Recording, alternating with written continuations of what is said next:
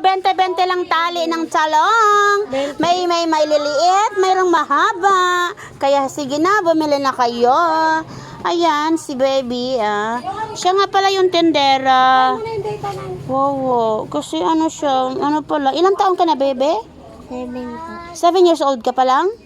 Wow, ang galing naman niya. Tignan mo siya, oh. Naglalako na siya ng talong. Instead na hindi ako kukuha, ano ako sa kanya eh. Kuha na lang ako ng 2 tali. 2 tali sa akin. Ayan, ang talong niya. 20 daw ang isang tali. Ngayon, parang ayaw ko sana. Pero ang layo pa pala ng pinanggalingan niya. Naawa naman ako sa bata. Madiskarte siya, alam niyo yon. Napakabata pa niya, magaling na siya. Kaya hindi na yun magugutom. Buhay na talaga yan, bata na yan. Pilian mo ako, binang maganda, be. Huwag to. Ayun, naiwan mo kaya. Pilian mo ako. Oo, madiskarte siya. Bilib ako sa kanya. Ayun, oh.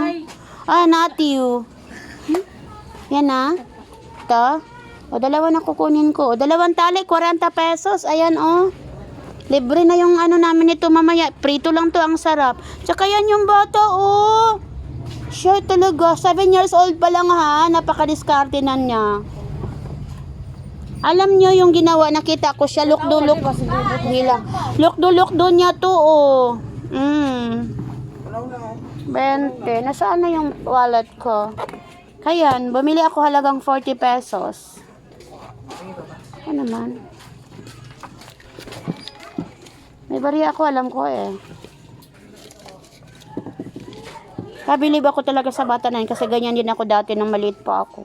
Kahit na lang anong tinitinda ko. Nakalilit ka? Yes, kahit anong tinitinda ko eh, dati. Suman, bibingka, puto, tuba,